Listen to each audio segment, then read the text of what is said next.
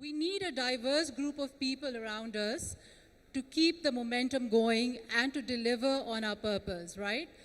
And those people include relatives, friends, neighbors, stakeholders, consumers, customers, friends, employees, team members, foes, rivals. So a diverse group of people to make that happen. And that is exactly what our panel today is all about. How do you leverage people, passion, and purpose to drive business performance? Our panel today is also very diverse. We have representation from multiple countries within Pakistan. So what you will see here is of experience, a mix of industries, a mix of years as well. And I would now like to call upon our panel members. Our first panel member is Mr. Shahid Hussain. He's the CEO of Service Sales Corporation Limited, and he has worked in various senior positions for over 3 decades. Yes, please. I would now like to request Mr. Mudassir Aqil to join us. Mr. Mudassir is the CEO of FINCA, Microfinance Bank, since 2011.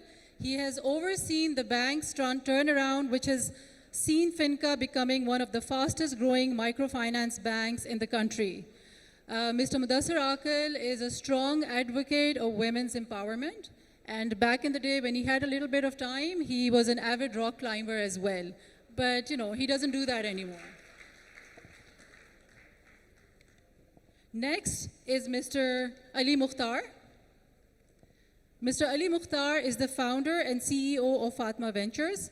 He founded the Young and Progressive Venture Fund in 2014 with the vision to support the startup ecosystem of Pakistan. Under his leadership, Fatma Ventures has already invested in 3 startups. And finally, our last panelist today is Mr. Monis.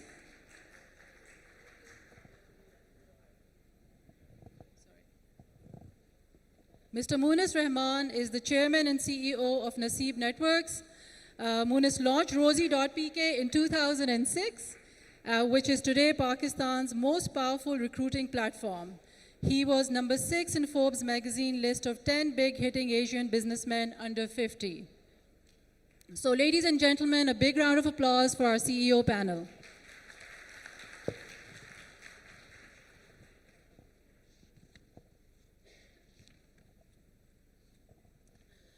So like we discussed right at the start, our panel today is about delivering performance through people, passion, and purpose. And all of you started your businesses or joined businesses with a particular purpose in mind.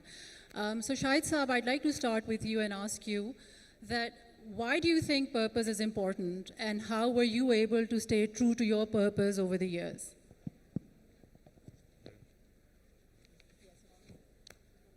Thank you, Faiza. I think purpose is what makes everything start.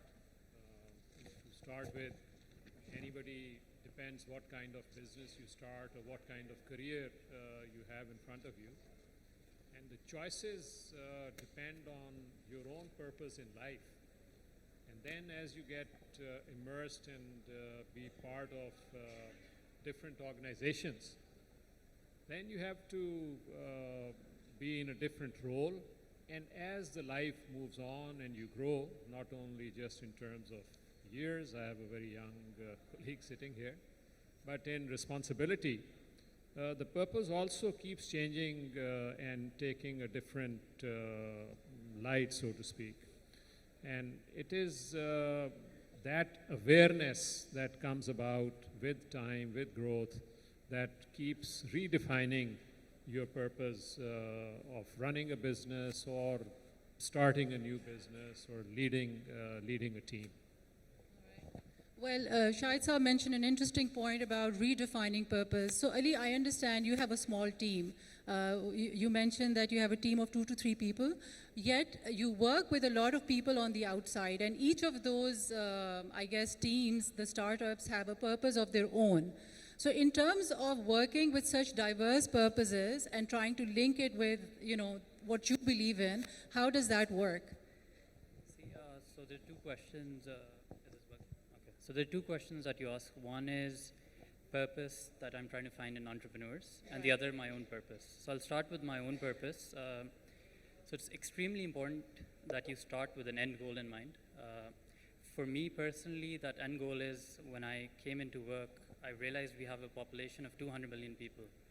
Yet there's a scarcity of companies that are known globally with an international footprint. So it's my personal purpose is to create that platform whether our companies are known globally. And in entrepreneurship, I'm also trying to enable others to do so.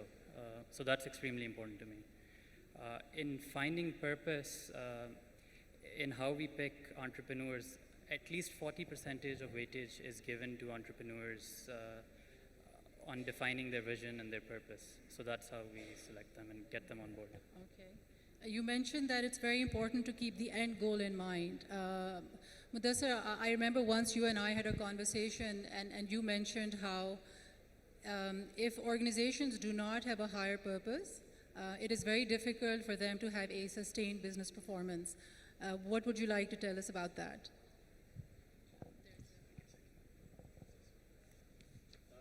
Thank you, Faiza. First of all, I just want to commend the organizers. I've never seen a bigger HR event in Lahore in all the years that I've been in Lahore. So, amazing participation. So I'm sorry, your question was? My question was that you mentioned that you're a strong believer in the fact that organizations need to have a higher purpose, right? If they want sustained performance.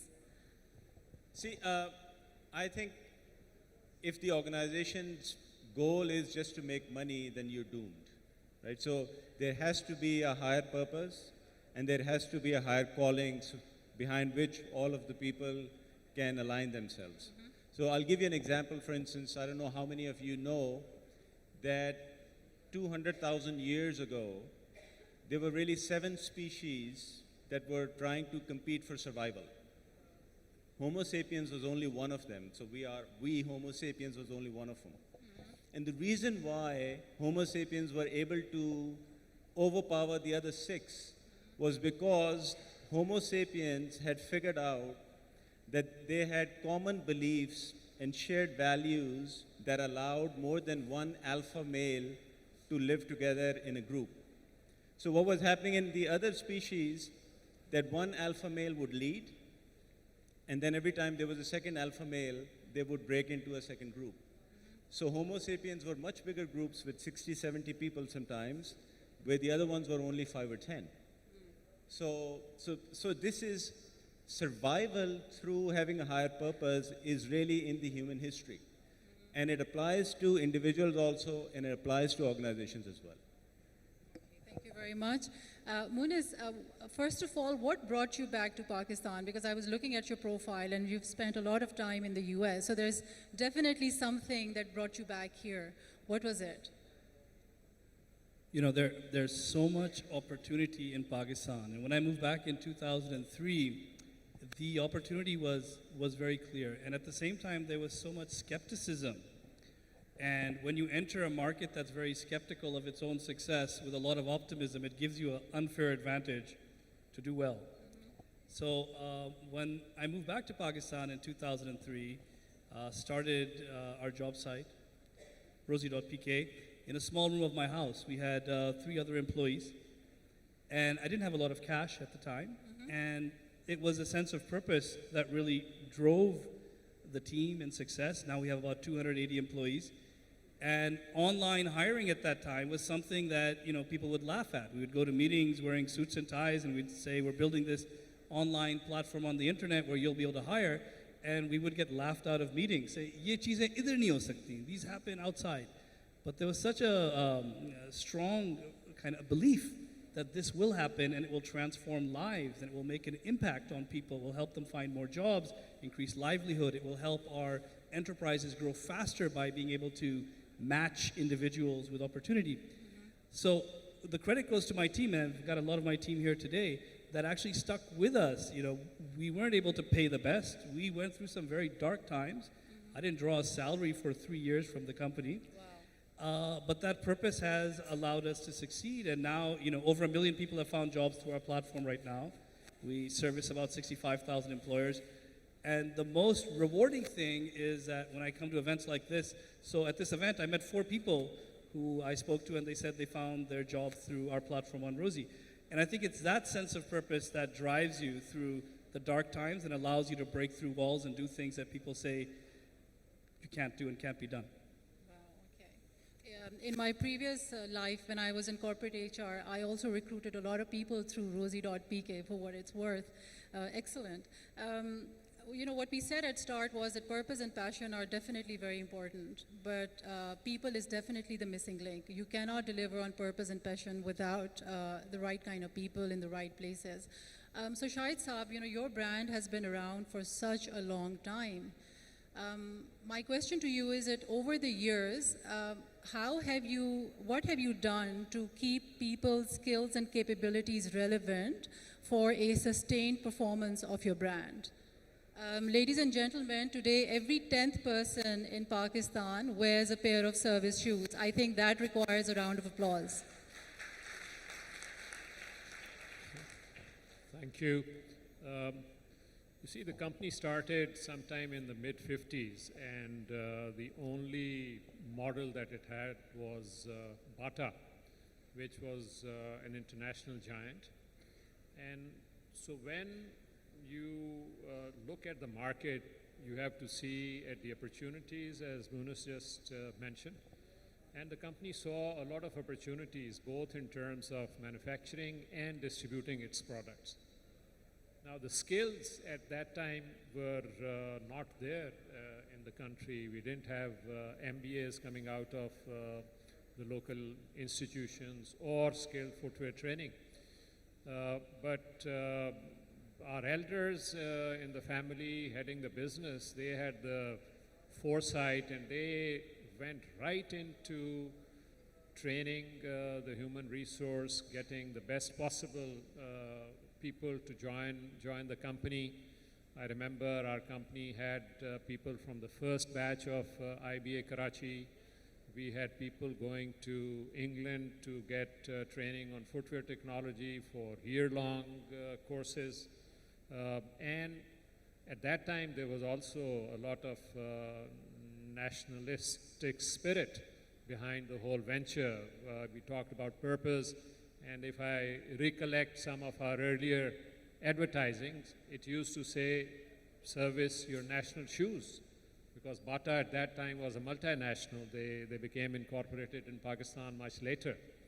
So the emphasis on developing not only the managerial cadres, but also the technical side of the company, without that, we couldn't have grown.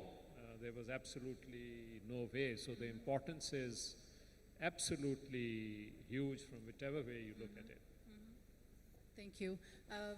Your thoughts, Mudassir, on that, on keeping employees' skills and capabilities relevant over the years to deliver sustained performance?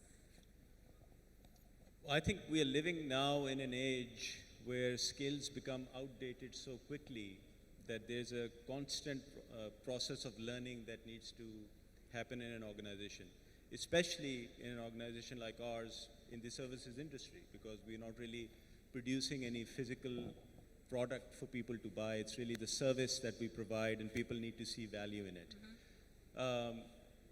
And I think, so first of all, the purpose is the fuel that propels us forward, because, for FINCA, our purpose is that we want to help small entrepreneurs all over the world to get on their feet and grow their businesses by providing them financial solutions.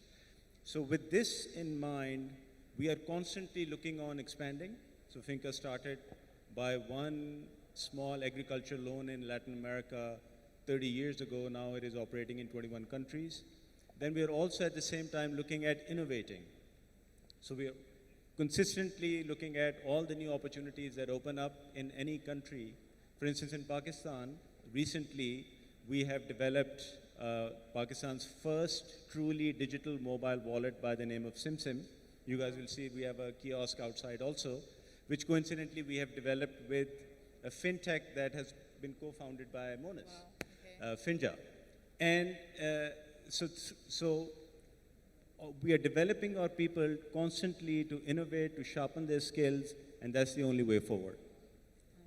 All right. Thank you. My next question is for Monis and Ali Mukhtar. You know, in an industry that is still, at least in Pakistan, largely a brick and mortar kind of conventional, business setup, within that, you're disrupting the business environment through technology. Within that, what skills do you think are really, really needed in today's world? So I think it's very important to see the Fortune 500 companies. So if you look at the Fortune 500 companies and you collect data from 1955 to now, you'll see that only 12% of those companies exist today. And also if you look at that average and you see the average life time of that company in the 50 years previously used to be 75 years. And today that average time for a company that it spent on the Fortune 500 is reduced to, I think, 15 years. So you see two patterns. One is a pattern of creative destruction. So a lot of new innovations are coming which are providing better quality service that are disrupting a lot of industries, banking, retail, and the likes. And the other thing that you see is the lifetime of the company is also reducing. So you see a lot of fast pace of innovation and a lot of fast disruption. So looking at that trend, it's extremely important for me to look at people who are visionary, who can see long-term patterns and take the right decisions, and people who are creative, and then people who are passionate to deliver and to adapt to sudden change. At the same time, I think with this rapid change, there's a role of education in continuing that education, and that's why you see online education portals coming up. So you, in my opinion, need to go to school more often than you did previously. So those are the qualities that we look for. Your thoughts on that? So, hello. Okay, great. Yeah, so the disruption, as Ali was also saying, is happening so quickly now. This is a different world. 5 years ago, how many of us were using Facebook? How many of us were glued to our smartphone? The patterns of behavior have changed dramatically, and it's made a lot of businesses that were once thriving completely obsolete. For example, with Kodak, about 90% of all of the pictures in the world were printed through them on Kodak.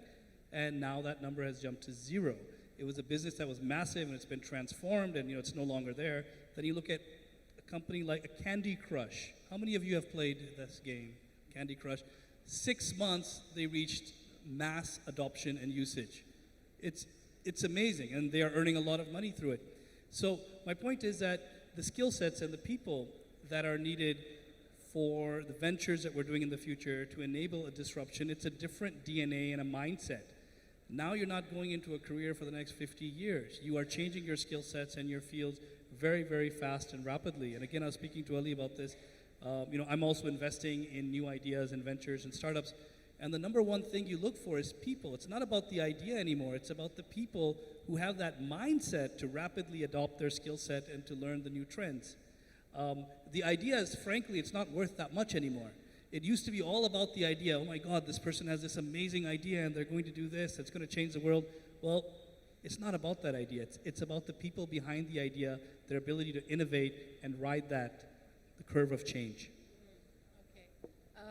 Yeah, you're right, because it is really all about the mindset, and it's about getting the right people on board.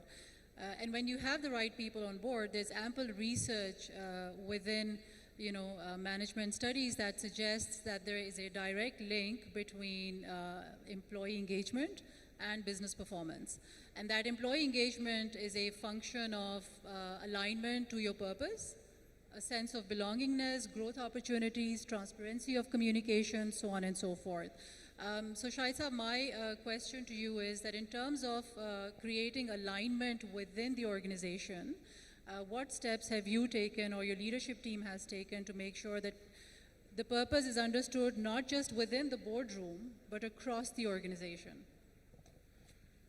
Well, this is something that companies struggle and strive to achieve. It is not always possible to do it, especially in this day and age when the average stay of people in any given company has reduced. So in that quick time to get them to know what you want, how the company is thinking and operating, it is becoming a bigger and bigger challenge by the day. So we have various programs running in our company, including young management trainees and things like that, and there are a lot of communication and engagement activities. We keep learning and we keep trying to modify and adapt as the average employee age in our company and the average experience is becoming lower in an effort to try and be the company of today. But yes, it is a challenge, and on the various aspects that you mentioned, I think also those also need to be redefined, at least in Pakistani context, where things have changed very rapidly in the last 4 or 5 years. You don't have the luxury of having people on board for considerable time and to be able to assimilate that well. So it's a challenge. And different organizations, handle that challenge differently. Some through skill building and activities, and others through more basic steps. Mudassir mentioned to us some time back that within FINCA, he likes to create a very transparent environment so that people can stay focused and passionate about the real job. Mudassir, would you like to tell us a little bit about that? Absolutely. So in my view, transparency is one of the most important things which is required in any organization. I think lack of transparency creates all kinds of problems. People get disillusioned. Some people get cynical about what things are happening.